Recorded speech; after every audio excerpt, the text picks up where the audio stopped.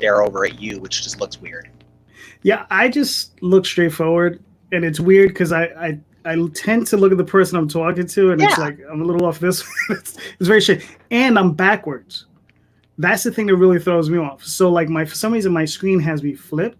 So if I do this, I'm like, that's Yeah, this is my left hand, but to me it's coming up on the right side. So it's actually it's like a perfect mirror kind of thing that we're not used to. Right. So we're live. So hello everyone. This is JD Calderon and this is Indie Comics Explained. And today I have the fantastic, awesome Dee Fish with me. Oh, me. Hi.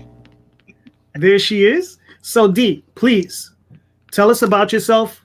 Let us know about your work and what you're doing currently. Okay.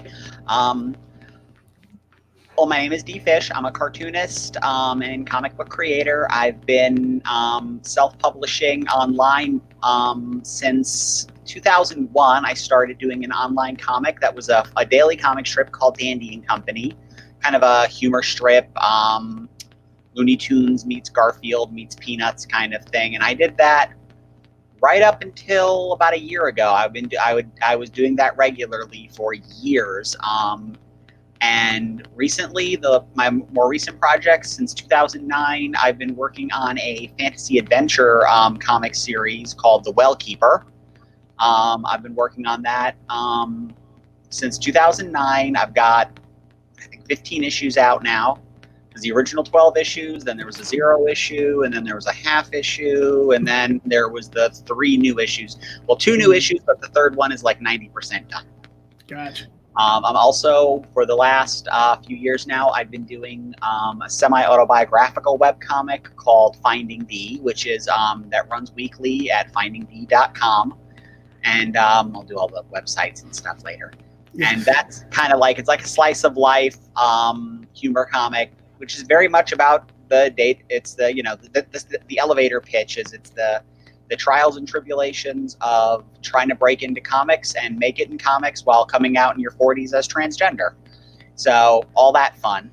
But it's as much about our everyday life, just, you know, everything that we do, you know, lately it's been all about working from home and trying to find toilet paper and going insane. So all the fun things that are happening in lockdown America. And I'm actually right now working with a friend of mine named Sabrina Pandora on her webcomic Giant Girl Adventures. So I'm going to be taking over the art chores on that in a little while, and we're pumping out pages to get that right. So, and then I have an actual day job on top of all that. So I stay very busy. That's awesome. I didn't know about you working on another strip. That's awesome. It's not been officially announced, so this is, I guess, the closest thing to an official announcement, because we're waiting until we have 2 months of pages in the can, because if they're way more, it's like full 8 panels, 7 panels, action sequences. It's got a lot of humor. It's kind of like very much not a parody, but it's a superhero comic with a very, very firm sense of humor to it. It's a lot of fun. I've been reading it for a while, and I'm friends with the creator, with Sabrina, and I did a piece of fan art not too long ago, and it got us talking and decided this was a new project to take on, and I'm picking up where the last artist left off, and it's in the middle of this big fantasy epic adventure, so all of a sudden, out of nowhere, aside from everything else, I'm getting to draw giants. Literally, the main character is called Giant Girl, so giants come in all the time. Right. But like fairies and like all kinds of fun mythical stuff artistically it's somewhere between, like, say, Dandy and Company or Finding Dee and The Well Keeper. So it's nowhere near as high rendered as The Well Keeper. It's a bit more cartoony, but it's a completely different approach for me in doing the comics. I'm really, really excited to finally start showing that off once we get more stuff in the can. Cool. Now, is it going to be is it a daily? Oh no, it'll be bi-weekly. It'll be weekly. Yep. Gotcha. Okay. Cool. It's the pages are way too intense for me to do anything more than weekly, and I'm still doing Finding Dee, and I'm still working on The Well Keeper. Right. So you stretch a little thin. But I don't. I try to sit. I always say to myself, I need to just focus on one project. I need to focus on one project, and that lasts for about 3 or 4 months, and then my brain says, "No, you need to do more. You're not insane enough." Mhm. No, I got. Trust me, I know exactly where you're coming from. So I know. All right, so Dandy and Co. is a strip. Now I remember when I had originally seen it, it wasn't done like a comic, but it was done like a regular strip. It was horizontal, right? Whereas I know Finding D is more like a comic page. It Or was is it originally also? more like a comic page. Now it's actually a bit more just like a stacked 2-to-2 strip. Oh, okay, okay. Because I moved from, it was originally set up like a comic page, Hmm. but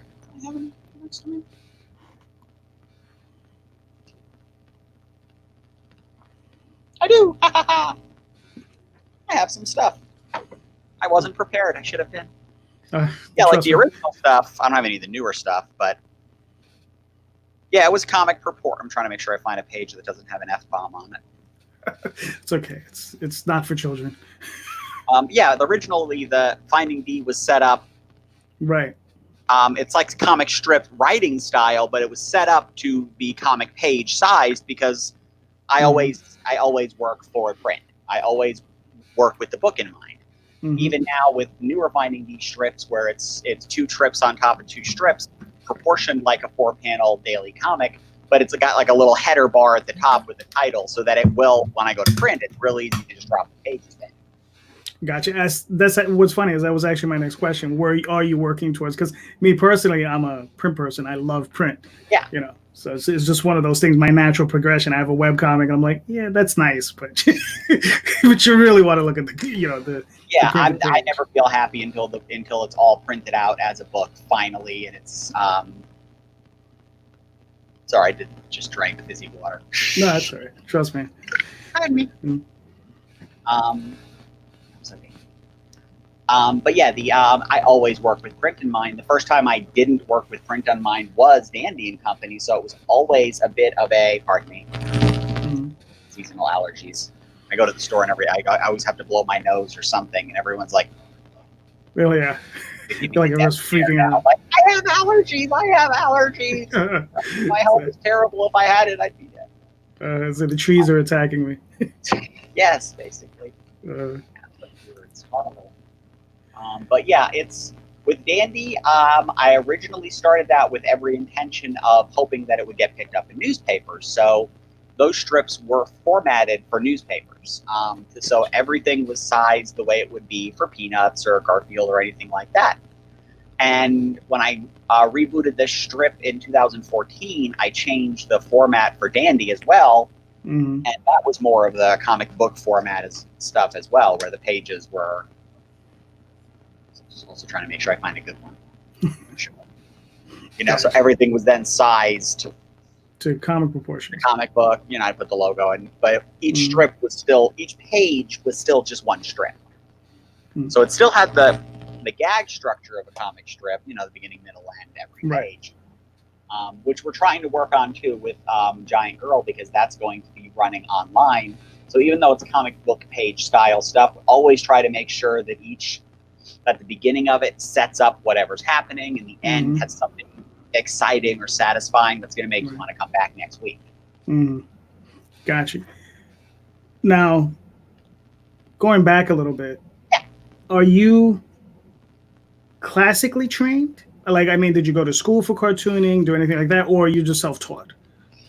6 of one, half dozen of the other to a degree. I did go to the Joe Kubert School for a year. Okay. So that was a huge thing for me, and I ended up transferring to graphics design school and animation school in Florida. There's just circumstances made going back for the second year of Kubert impossible, but going to Florida was reasonable. So I was able to do that. I went to the Kubert School for a year. But by that point, I had been doing as much as I could to learn as much as I could before even starting. So that I had as much of the basics under me as possible, and then since then have continued to try to get better and keep myself, better technique, better. It's one of those things. The person who says that they know everything about it is dead. Right, exactly. Uh, So, I started a lot of self-training, but then I eventually did seek out training. And, mhm, even though I only was, only there for the 1 year, I recommend the Hubert School to anybody who asks. It was a wonderful experience, and I really learned a lot. mhm, Um, they did some great stuff, but even more than the techniques, even more than the actual technical stuff that they taught mhm. at the school, the one thing that I felt the most important thing they did is that they forced you to just work at it. Like, Right. you couldn't, the assignments and the projects that we were given forced us to put in the time. And, that's the thing with conventions. There's always going to be somebody who's like coming up and asking you for what the magic secret is. Like, oh, do you have a tip or a trick that's going to help me? And it's like, Right. I'm just keep drawing, Hmm. just keep working. Consistency. Hmm. You just got to keep doing it. Yeah. I always, I steal a piece of advice. I know I'm rambling. It's a Hmm. piece of advice that I learned in the school that apparently John Buscema used to teach artists, which was throw out your erasers. That's Like, interesting. don't sit there and noodle one page until it's perfect. Just if that page wasn't perfect, make the next page perfect, because there's always going to be a next page. So you just keep moving. It's like the door. You just keep swimming. Gotcha. So, as far as techniques go, I mean, okay. So, what did you find while you were there at school, learning from, I would imagine, established pros? What did you find as the most useful thing they might have taught you? Um, Aside from the obvious, what I was saying before, which is just Right. the pressing to keep you at it, so Hmm. that you keep working to get a little bit better, to keep to work on the things that you're not comfortable with. You know, if you don't like drawing cards, work harder on drawing cards. If you're not comfortable with this material or with this tool, do it anyway. Don't just fall back on your crutches or what you got comfortable with. I was very comfortable at the time inking with technical pens, Right. which, if you want line weight, you got to fake it. Right. And so it was a struggle for me to get the hang of inking with a brush or inking with a crow quill. Mhm. And I never did. I really, by the end of it, I nowadays I work with if I'm on pen and paper, I'll work with the Faber-Castell Pint pens or a Pentel stylo, because it actually replicates the thin, thick line. You can press down really good and get that line weight. Gotcha. Also, I can put them in a bag and go to the coffee shop back when coffee shops still existed. Right. Well, hopefully they'll come back in style. Work on my pages anyway, because when I work on pages for, like, say, Finding Dee, can I reach one? I can. One second.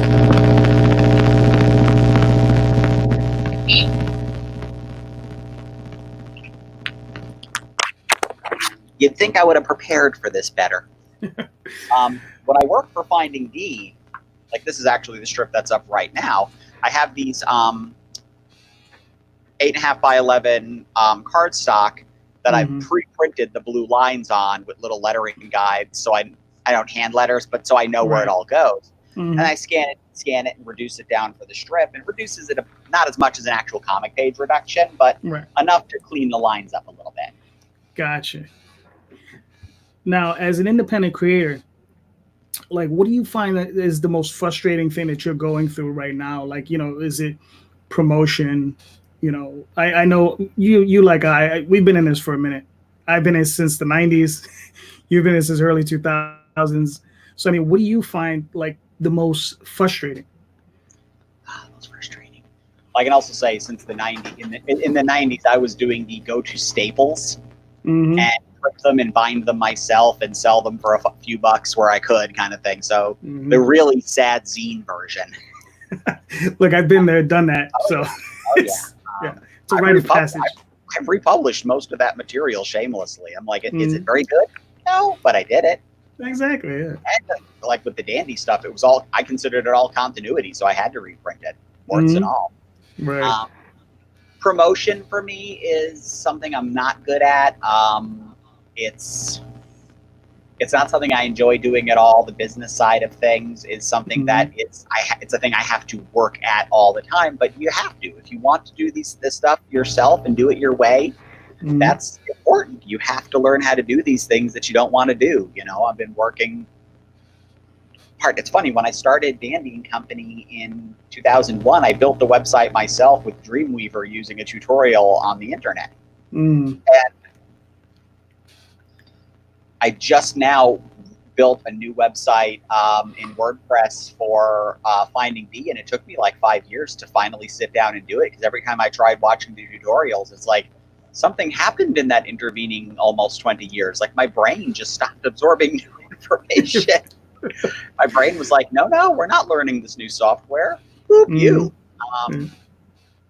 So a lot of the behind the scenes stuff for me is a huge pain. The promotion stuff, always, you're going on social media, you're doing everything you can without just straight up spending money. Right. Because right now I'm not in a position to really throw money at advertising. So I'm using social media as best as I can. I'm trying to do little drawing videos, interviews, fun stuff, anything that I can do to, hopefully get people paying attention, double back around and see what I'm working on.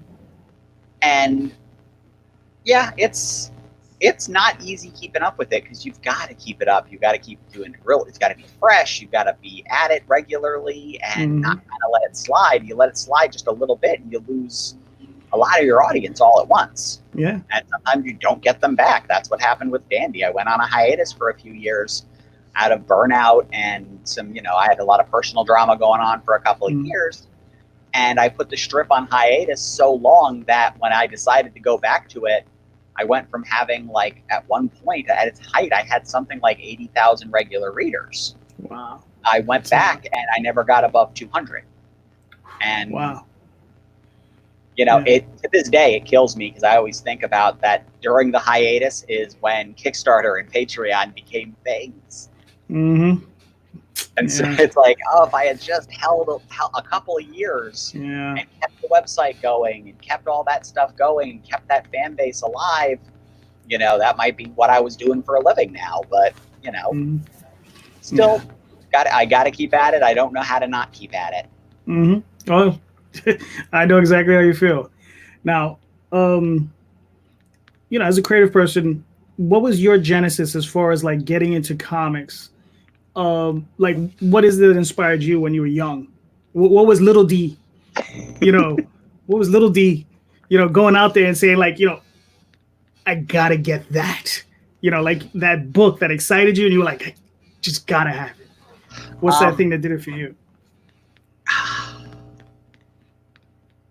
It's hard to point to any one specific thing like that per se.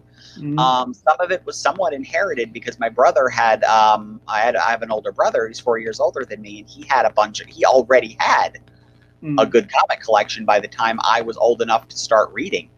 So when I started reading, I was starting to read his he had the John Byrne X-Men and the Frank Miller Daredevil, and the early 80s, late 70s Spider-Mans. And so that was where I kind of got started, was just reading his books. Right. Before I started, going to the newsstand and picking them up for myself. So a lot of the early books were the ones that hooked me, that weren't ones that I was picking up from his collection, was a lot of the media stuff. So like Marvel's Star Wars comics. Okay. And then in the early 80s, when Marvel started doing G.I. Joe and then Transformers, before those cartoons or toy lines even came out, those comic books caught my attention. And again, like Star Wars, because there'd be, movie adaptations, the great ones, the Al Williamson books that were just so amazing, and I still love them. Caught my eye real early on. So like a lot of that stuff was some of the earliest stuff that I found myself getting into in comic books. But I've always been, attracted to all the different sides of it. So, I would also be, absorbing the newspapers and reading Peanuts and Garfield, and, when it started Bloom County, which I did not understand at all, because it was high-minded and political, but the drawings were funny as heck. Yes. Still are. And then I think there was this transition that happened at a certain point when I started paying attention with there was like my favorite cartoons. I love Bugs Bunny and Tom and Jerry and all the stuff that was always ubiquitous for us growing up. That now we've got to seek it out. But I remember they used to say it was literally a fact that like up until the early 90s, turn on a television at any hour of the day and flip through the channels, and sooner or later you would find a Bugs Bunny cartoon. They were ubiquitous at one point. Yeah, they were there all the time. I adored all of them. But then I started noticing that the ones that I liked the best always had the name Chuck Jones in the front. And I'm like, wow, these Tom and Jerry cartoons are so different from the other. Chuck Jones again. Oh, How the Grinch Stole Christmas. This is Chuck Jones. And then they literally, they did the Bugs Bunny Roadrunner movie, and they literally mention and talk about Chuck Jones a lot in the movie because he was very self-aggrandizing in that regard. But so for that, there was like the Chuck Jones movies, or Chuck Jones cartoons. Disney had their animated movies, or then there were Don Bluth animated movies like The Secret of Nim. Right. And in comic books, I was reading the early 1980s, say Amazing Spider-Man, and every now and again, the art just never looked as good as it did in the other issues. And then I was like, well, the ones I liked all had the name John Romita Jr. And Star Wars. This issue's not that good, but who's this Walt Simonson? So I started understanding that the artists that certain books, certain cartoons, certain things had these names attached to them. And, I'm very, very, I'm going 3 or 4 or 5 reading this stuff and looking at these cartoons, and all of a sudden something clicks in my brain, and I'm like, people make these. I'm a people. I like drawing. And suddenly the idea, very, very young in my head, like I don't remember ever not wanting to draw comics. I don't have any memory where that wasn't a concept to me, because as soon as I was aware of the idea that comics, comic strips, all these things were made by people, that was it. And that was...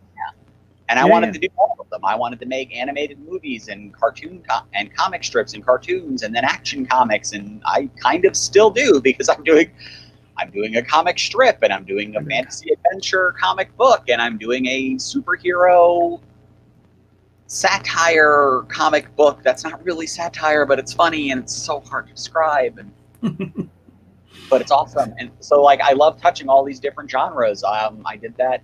I did like horror comics. I like doing all the different stuff and touching all these different genres and styles, and just having fun. Yeah, no, listen, I'm right there with you. I know exactly what you mean. Been there my entire life. Started when I was probably like 8, and I just never stopped. So I know exactly where you're coming from. It's a beautiful thing. 8 was when I created Dandy from Dandy and Company. I created him when I was 8 years old as part of a school project. Wow. No, I ended up murdering all of my characters in Oswald that I created when I was like 10. I'm done with all of you. Well, it was a regular running gag in Dandy and Company. There was a character that looked like a bad drawing of Snoopy, and he was called Evil Dandy. That was the original Dandy from 1982. Gotcha. And the idea that I had was that when I changed his design to make him not look like a lame Snoopy ripoff, when a teacher started teaching me about the concept of integrity somewhere in the 2nd grade, and I'm like, I'll redesign the character so it doesn't look like I'm just tracing Snoopy. Right. Fast forward 15 years later, and I'm doing the strips. I'm reinvigorating the character at the Hubert School, because I had there was a humor class, and my teacher was Erwin Hasen, who did the comic strip, ironically, Dondi, which we both thought was funny, that I had this character that I created when I was a kid called Dandy, and almost every assignment in that class, I found a way to incorporate Dandy into it, and I had the weirdest idea, loosely based on an old Mickey Mouse intro to one of the old the Golden Edition videos. And it would be Mickey dancing next to plain crazy Mickey talking like a separate character. And that gave me the idea that, well, what happened to the crappily drawn version of Dandy that looked like a ripoff of Snoopy? He got fired, and now he's angry. And that turned into a recurring villain all the way to the last strip. Oh, that's cool. Now, who would you consider like your, not so much a mentor, but like who are the writers? Well, we'll start with artists. So who are the artists you feel that influenced you the most? Um, if I had to put them down into just a couple of names, definitely Chuck Jones. Hmm. Um, without a doubt, Chuck Jones. The early Jim Davis Garfield was a big influence on me. In comic books, I'd say without a doubt, there's not a single artist that's a bigger influence on me than Arthur Adams. Okay. Hmm. Um, I can see that. I'm obsessed with his work. I've only ever gotten to meet him at one convention. He's like the nicest person on the planet. Just Very so nice, man. And apparently he has a running joke that he tells artists because I'm like hugely influenced, and he's like, I'm sorry. Right, yeah, for sure. He so sincerely apologized because anyone who is influenced by him has to do all that detail work and all that rendering. Yes. So I was like, oh, And he just so sincerely apologized. It was just like, it was funny. And I was working the convention, but I was barely at my table because I'd go over there and just watch him doodle and chit chat. Yeah, Arthur Adams is like just the pinnacle to me. There's nothing he can't do. And also, like, if you look at the range of his stuff, you've got an artist who's drawn some of the most iconic, X-Men's and I mean, his version of every mainstream Marvel and DC superhero is one of the best versions you'll ever see of that character. And he also drew Gumby for Comico. Yes. And it was amazing. Yeah. It's one of those things where it's like, so that kind of range where, I just adore that. Storytelling wise, I've always been a huge fan of John Romita Jr. I've followed him his whole career, and I really don't think there's many people that can just tell a story as good as he can in comics. Pardon. I just love his storytelling. Yeah, there's a lot of them.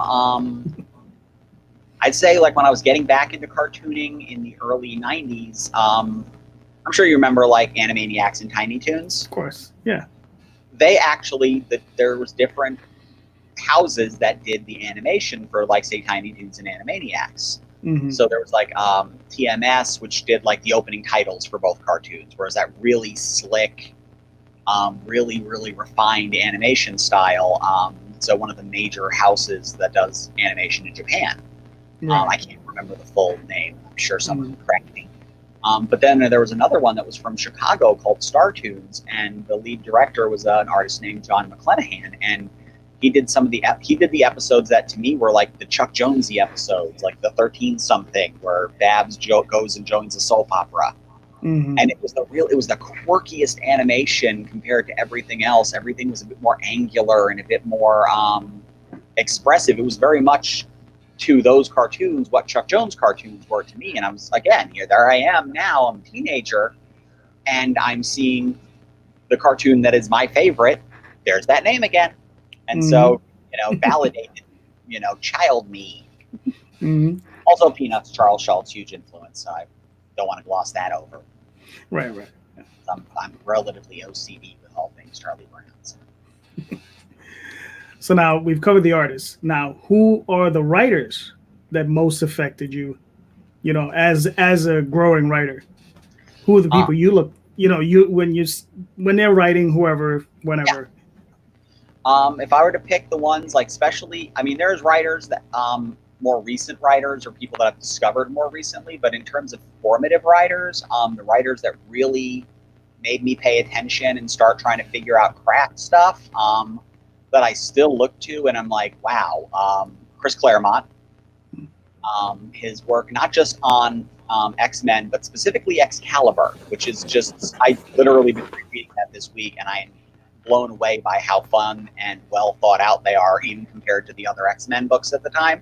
And quirky and just all kinds of interesting, but the sense of character development in those books always blew me away, because no matter what was happening in the big adventure that the X-Men or whoever were going through, there was always that through line of the characterization. Mm-hmm. I am also still a big proponent of that old Marvel style of writing, that at each issue you should kind of make sure to explain to the reader what the deal is. I like exposition-y writing. I know it's kind of frowned upon these days, but I do miss those, you know, panels where it would be Cyclops doing something goofy with his optic blast just so they could describe his optic blast. So that that old Stan Lee idea that everyone's comic is someone's first. Right. Definitely Chris Claremont. Louise Simonson, who wrote X Factor and co-created and wrote Power Pack, which I love the heck out of that book. That was one of my favorite books. Mm-hmm. And it's recently, it's getting like it's got a new following where people are now admitting they liked it. But growing up, it was because it was the kids' superhero book. No one wanted to admit they liked it, and I'm like, it's like, oh, it's a kids' book. I'm like, no, it's not a kids' book. It's a Marvel superhero book that stars children. But it's just as much a Marvel book as anything else, which is why they crossed over with the X-Men during their most gruesome storylines, and it still worked. Because, you know, as a writer, Louise Simonson always made sure to, I mean, you know, the littlest character, Katie, had severe PTSD by the 25th issue because of all the horrible things that they had to see. And, you know, saving the world is not fun. It's horrifying. And that, growing up, you know, I was near the oldest age of the oldest kid when the book started. So I was growing up with the character reading them throughout that initial run, those first, say, 40 or 50 so issues, before it kind of started going off the rails with different creative teams. Again, just pure characterization. It was all about the characterization and building that story arcs out of believable, relatable characterization. And she did the same on X Factor, and I thought that was amazing. Doesn't get a lot of props, Mark Grunwald. I adored, particularly Quasar. That was my favorite thing he did, because that was a book about a science dork that washed out of S.H.I.E.L.D., getting the most powerful weapons in the universe and using the science. And I love that with low self-esteem problems about being a superhero, and I related to that. Just it clicked for me, and it was fun. I mean, I'd say those were the three that I always kept going back to. You know, I'm blanking on some other names right now. Well, I know for me, just to jump in real quick, I mean, for me, it was like someone like James DeMatteis was a huge influence for me, and Walter Simonson, his Thor run, I still consider it the best Thor run ever, personally. It's the high watermark for me. There was I always forget his name. He wrote the Micronauts and Rom and all of these fun, weird books. I love Rom. Oh my god. Yeah. Bill Mantlo? Bill Mantlo, yes. Thank you. Yes. Bill Mantlo is always a favorite of mine, you know. And then, of course, Frank Miller. For me, was I remember picking up specifically the issue when Elektra first appeared, and you know, it was the first time I saw it. I was like, wow, this is it. You know, this is the thing. You know, if I do comics, this is it. This is what I want to do. You know, so that was my my moment. So. So what do you? You're currently working on like 19 different things. So, three technically. Right. So, what does your day consist of? Like, I mean, how do you break that up? I mean, how do you put that into little compartments for yourself? How do you break that up into getting things done for yourself? Okay, well, I've got when I say I'm working on these three books right now all at the same time. Right now, The Wellkeeper is kind of on the back burner. Because those pages, they take the longest. It's about 10 hours a page. No, I don't mean to I'm just gonna interrupt. I'm just gonna say boo. Okay, boo. All right. I'm just saying because Wellkeeper is my favorite. I love that book. It's awesome. I'll get around to it. I know. I have a plan. because Finding D is bi-weekly right now, but it's the quickest. I can do a Finding D strip in about an hour. Gotcha. And then about another half hour to letter it and do all the little gray toning. So that's about the quickest. And right now I'm about 2 weeks ahead on that. So next week I'm going to have to spend a couple of nights and pump out a couple more weeks of Finding D. So what I right now what I'm kind of doing is, like, this week I am working on new Giant Girl pages because we want to get a 2-month buffer before we start launching that. And then from there, it'll be at least one page every week because it's going to be weekly. So I've got to keep that up, at least a page a week. So I'm going to try to make it to where, at least 1 or 2 nights I'm working on Finding D, because I can do that downstairs on my lap board in front of the TV, because that's how I do most of my regular pages. But Giant Girl Adventures is digital. I do all that art digitally. So I do that up here. But my day is I get up at about, well, right now I don't have to get up as early because of the weird work thing. Right. So I get up at 8 to start working at 9. I don't have to get ready or do any of the rigmarole in the morning that I needed to. And, I do my regular, 9 to 5 kind of day thing. And, take a break, get something to eat, something like that, and try to work on, I've been breaking it up. I'll do a couple of panels because digitally I can step away easier, do a panel, and I'm trying to do a panel a night. Okay. And I'll do that for a week, and then the next week I will put Giant Girl away and work on some Finding D strips and build that buffer back up. I might end up moving Finding D back to weekly just to save myself insanity. But I still really enjoy working on the strip, and I've got a lot of fun ideas. So as long as I can keep doing both on the schedule, I will. With the Well Keeper, I just finished the art for the 3rd issue. I need to letter that and do all, the toning is done. I need to letter it. And that series is, the new series that I'm working on is a 6th issue. Okay. So I've got 3 more issues to do, or 2, depending on, that's probably going to be 3. Depends on whether or not I'm going to move a plot line to a second arc or not. But it's not another 12 issues like the first one. It's a smaller arc. But what I'm going to start doing, because the other strip that I was doing, Marjorie of the Weirdlings, which just ended on Monday, the last strip ran. So I'm going to have a gap in that. What I'm going to start doing is I've been looking into Tapas, the webcomics thing, and I'm going to start running the Well Keeper, because that was purely printed. That was go to conventions, sell it online. But online sales are just really hard to manage. It's just, you can push and push and push and push. But certain things about social media make that really hard, because when you put links into your social media stuff, they vanish frequently, or Facebook won't push them unless you pay for it. Oh, yeah. Which is why I do a lot of things where I'll be link in the comments, but then people don't read the comments and, follow through. Right. So it's a kind of a double-edged sword trying to promote things like that. So I'm going to try this Tapas thing. So I've gotten some people telling me that they've had some good, they've had some growth with some of their projects. And I did the math, and because of the number of issues of the Well Keeper that are already done and in the can, I'm going to be starting from scratch, because it's not tied into any timeline. It's not set in the year 2009. It's I'm going to start running that online as a webcomic twice a week. Okay. Running it twice a week, I won't have to worry about hitting a deadline for 3.5 years. That's a beautiful thing.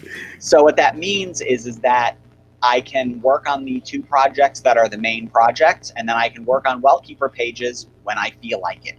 And, I'm going to try to get, I'm going to try to see if I can get on to a page a week, but I doubt it at this point because I've got a lot of stuff on my plate.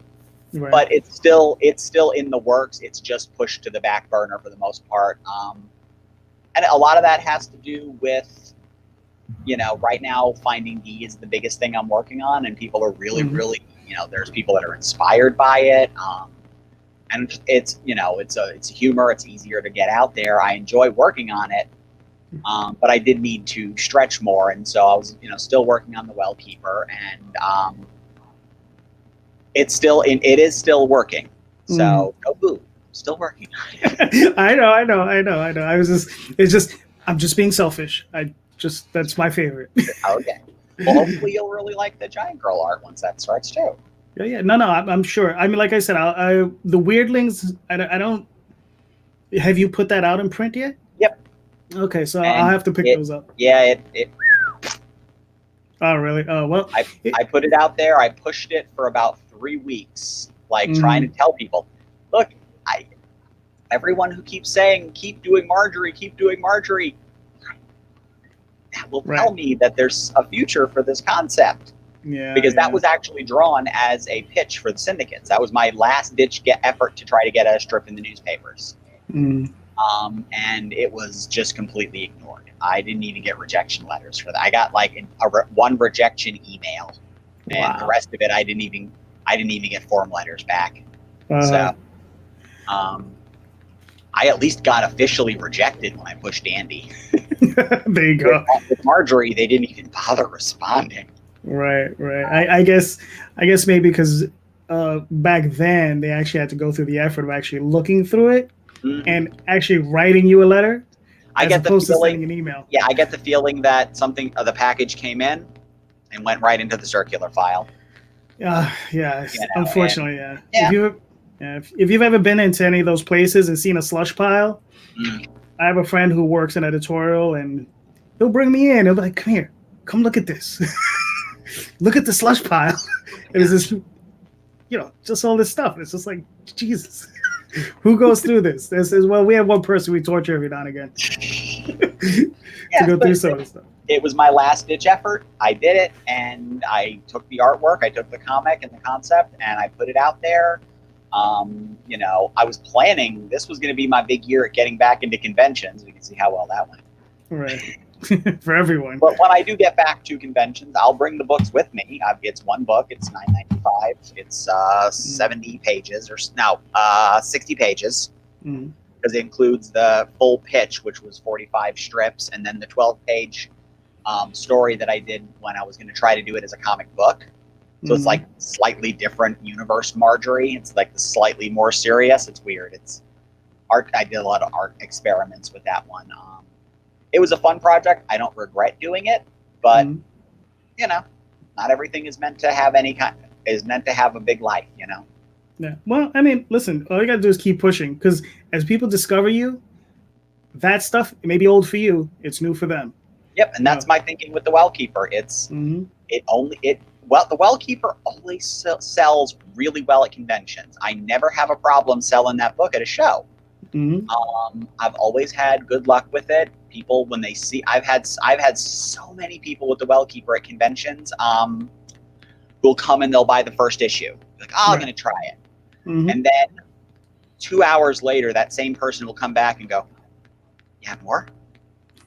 And I've had that happen a lot, to where people will buy one issue and they'll come back. I've had people come by over the course of an entire weekend at a show, every couple of hours buying the next issue. It's like, I've got like 12 of them. Just buy them. And they just keep coming back. Yeah. I've had people, I've had decent sales with the trade, which impresses the heck out of me, because the trade is the 12-issue collection. It's like it's a $20 trade. It's not cheap. Right.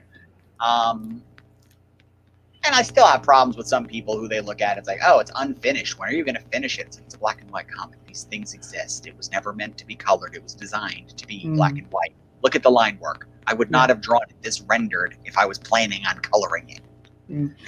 It's funny when people say things like that. I'm like, you do know that manga is traditionally in black and white, mostly in black and white, and vastly popular market in the world.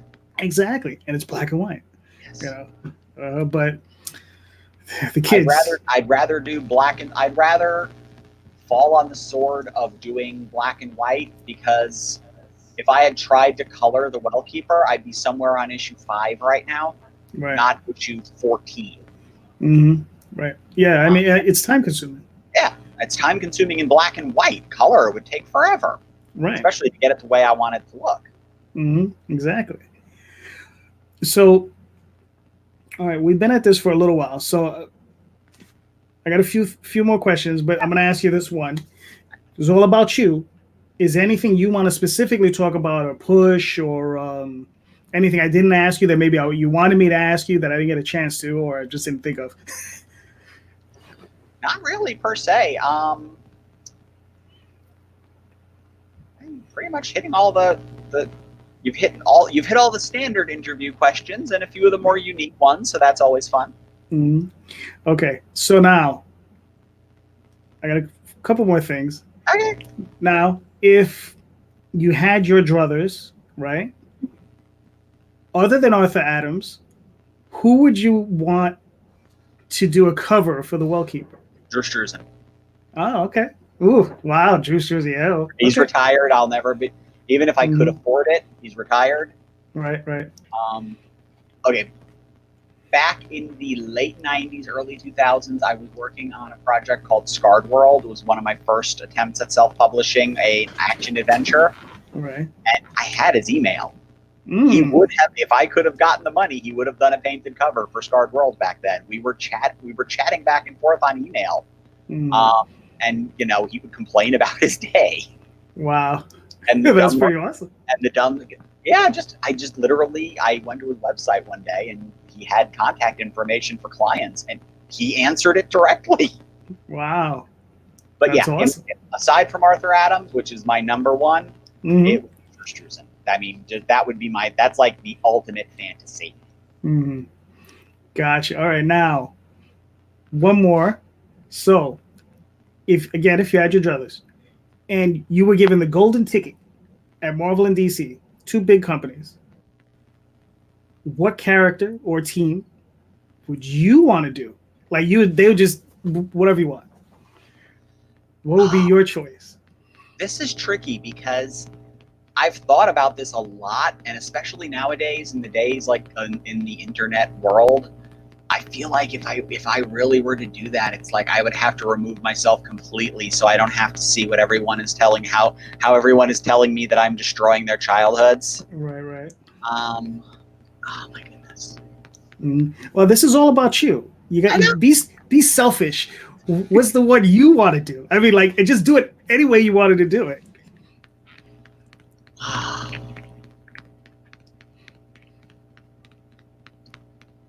Okay, this is going to be the weirder answer with Marvel.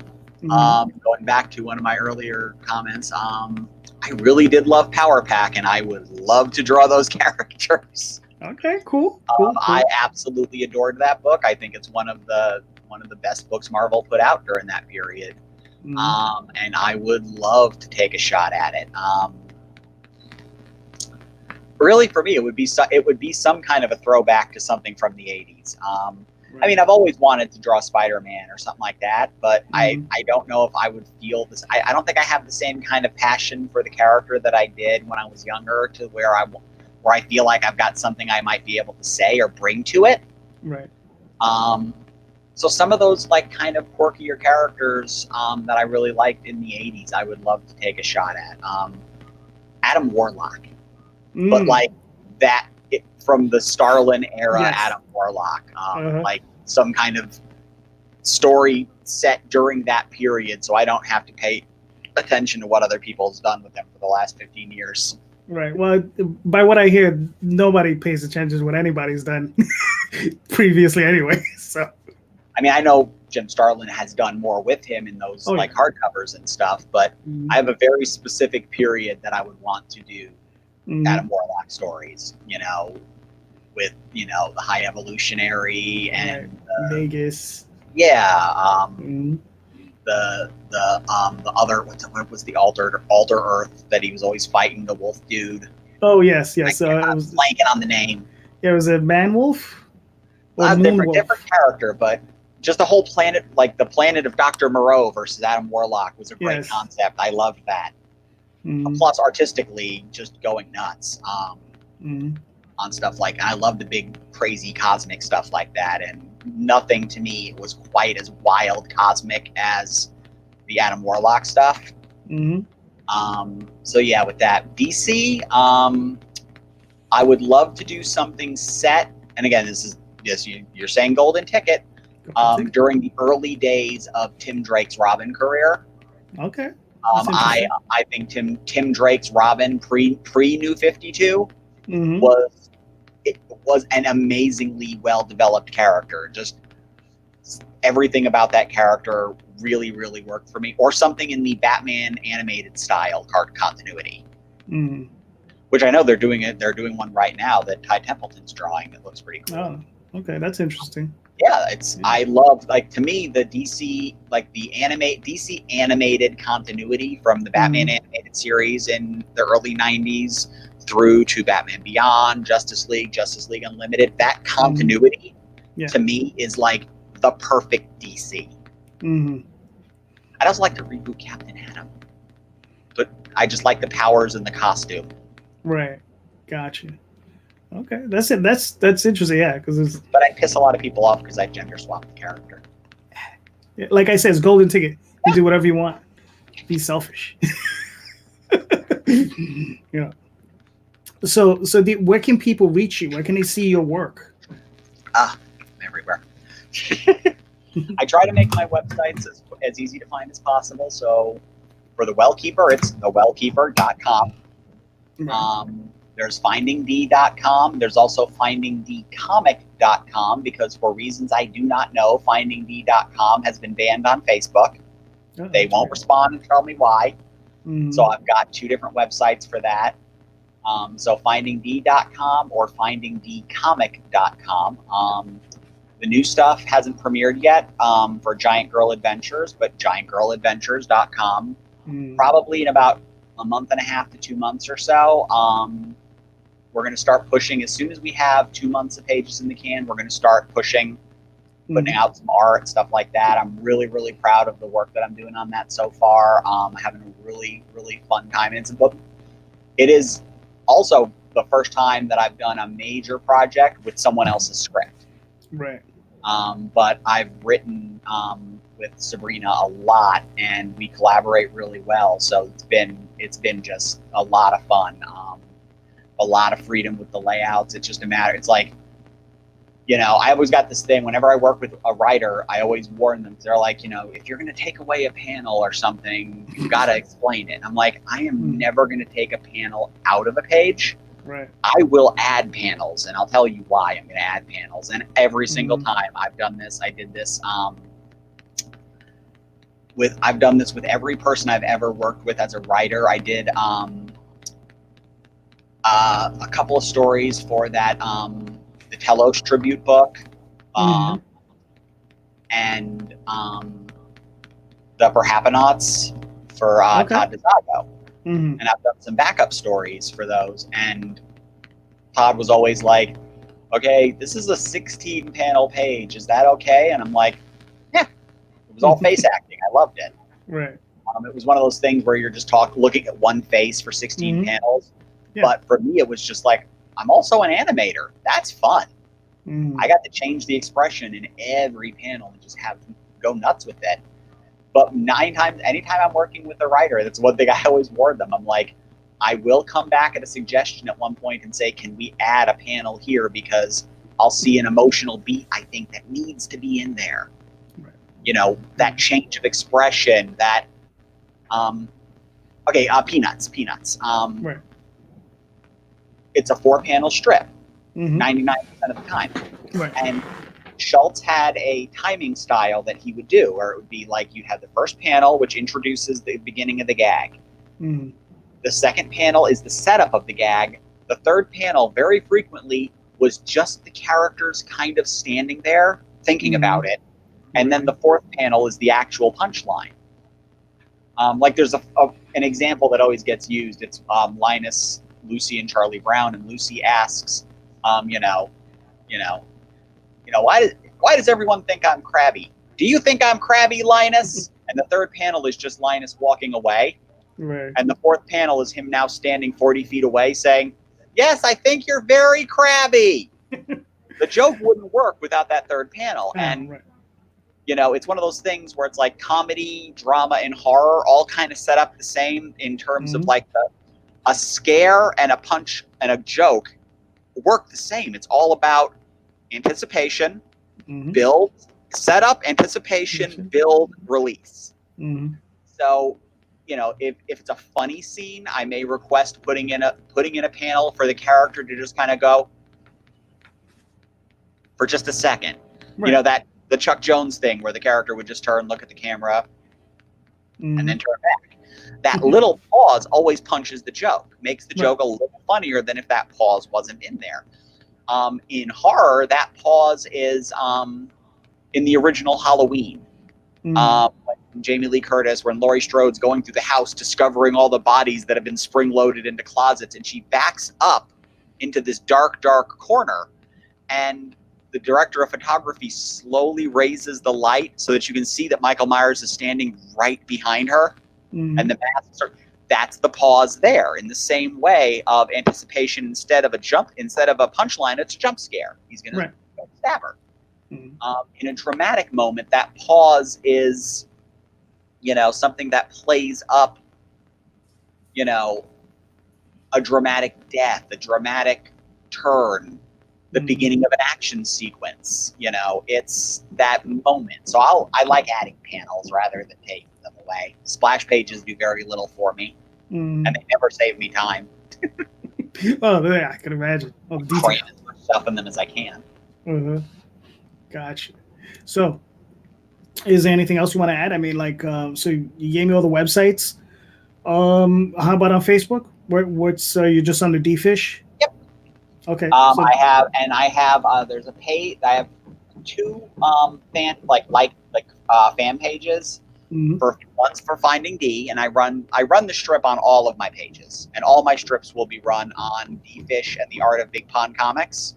I've been publishing under the name Big Pond Comics now since I think 2003, which is the whole thing is a pun. So I'm a little fish in a big pond. There you go. So yeah, there's Dee Fish and the Art of Big Pond Comics, and then Finding Dee are two of the fan pages, and you know you can like those, and everything new goes there. You know, if I do a drawing video, I'll share it on there. Yeah, I'm not hard to find. Awesome. So guys, gals, go find Dee. Go find her work. It's awesome. I especially suggest The Well Keeper. That's just me. But Dandy & Co. is awesome. All of her works are awesome. Look at that. That's a thing of beauty. Hand-painted cutout because I couldn't afford a banner. Gotcha. Wow. I've got banners since then, but that was when I've done the first shows. Yeah. I mean, she's an excellent writer. She's an excellent artist. I mean, nothing but yes, just do it. Go get the stuff. So thank you so much, guys. Hit the like, hit the subscribe, share it out to your friends, and I'll be talking to you all soon. Have a great one. Bye.